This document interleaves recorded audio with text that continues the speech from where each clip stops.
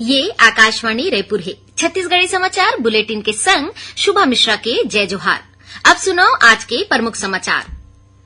प्रधानमंत्री हा कहीन की विकसित भारत संकल्प यात्रा के माध्यम ले केंद्र के सबो योजना के पूरा लाभ आम लोगों तक पहुंचाए के लक्ष्य है। प्रधानमंत्री हा छत्तीसगढ़ के कुमारी भूमिका भुआरे ले वर्चुअल चर्चा करीन।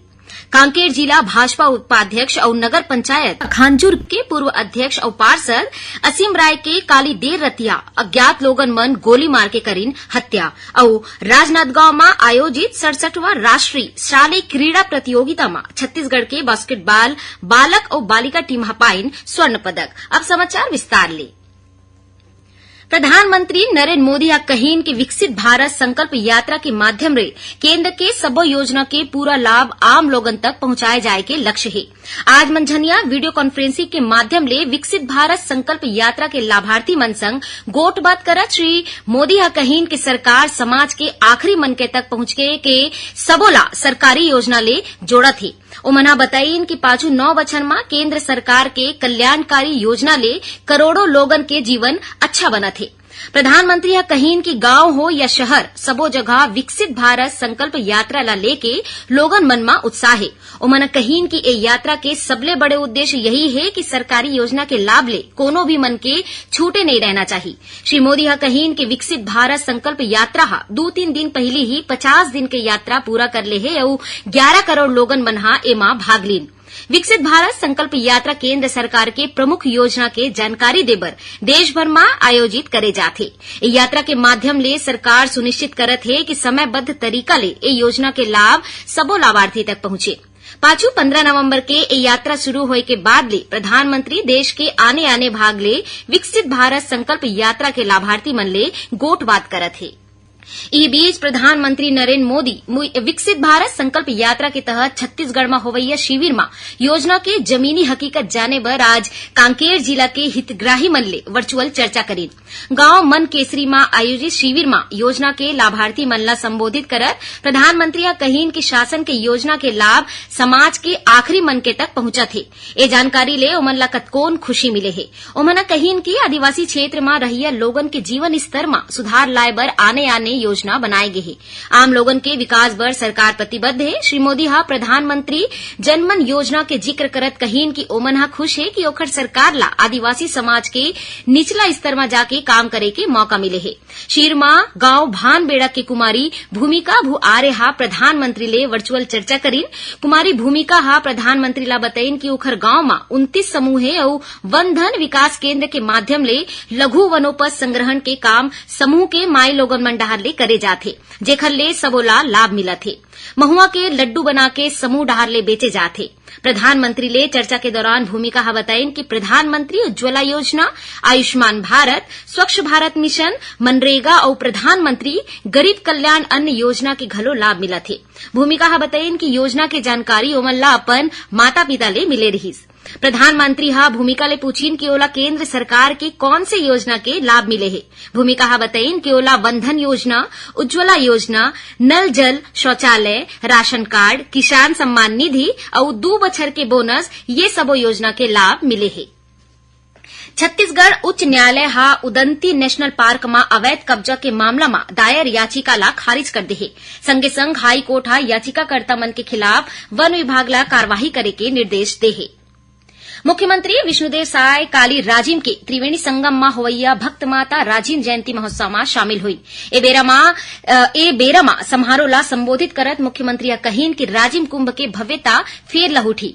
देश भर ले साधु संत एमा शामिल हुई। श्री साय हा कहीन कि प्रधानमंत्री नरेंद्र मोदी के गारंटी मन ला पूरा करे के काम राज्य सरकार हा शुरू कर दे है। यही कड़ी में किसान मन ला 2 बछर के बोनस दे गे है। ओमन हा प्रदेशवासी मन ला भक्त माता राजिम जयंती के बधाई दिन और कहीन की भक्त माता राजिमा साहू समाज ला अपन मेहनत और त्याग ले संगठित करीन। छत्तीसगढ़ी समाचार बुलेटिन आपमन आकाशवाणी रायपुर ले सुनत ह। ये आपकी वास्ता और खबर के विश्वसनीयता ले हमर वास्ता। आकाशवाणी समाचार रायपुर के प्रादेशिक समाचार बुलेटिन के संगे संग हमार समसामयिक कार्यक्रम आप रेडियो के संग अपन मोबाइल में घलो सुन सकत हो। आकाशवाणी समाचार फेसबुक, ट्विटर और यूट्यूब में घलो हावय। हमार फेसबुक पेज हरे Chhattisgarh news on AIR, Twitter handle CGAIR news और हमार यूट्यूब चैनल हरे छत्तीसगढ़ AIR न्यूज। तो अब रेडियो के संगे संग आपके मोबाइल के माध्यम ले हम आप तक पहुंचत हन। छत्तीसगढ़ के हर खबर पर सुनत रहो आकाशवाणी समाचार। छत्तीसगढ़ के खबर ले है आपकी वास्ता। अब आगू बाढ़बो बाचे समाचार को ती। कांकेर जिला भाजपा उपाध्यक्ष और नगर पंचायत खांजूर के पूर्व अध्यक्ष और पार्षद असीम राय के काली देर रतिया अज्ञात लोगन मन गोली मार के हत्या कर दे है। जानवा के मुताबिक असीम राय काली रतिया 8 बजे अपन दुपहिया गाड़ी ले खांजूर के पुराना बाजार कोती जावत रही। नहीं दौरान 2 अज्ञात लोगन वहां पहुंची न चलत गाड़ी ले असीम राय ऊपर गोली चला दिन। गंभीर हालत में असीम राय ला खांजूर के सिविल अस्पताल ले गई, जहां डॉक्टर मनहा ओमन ला मृत घोषित कर दिन। घटना के बाद दोनों अज्ञात हमलावर फरार हो गए हैं। पुलिस मामला दर्ज करके अज्ञात आरोपी वन के तलाश शुरू कर दे है।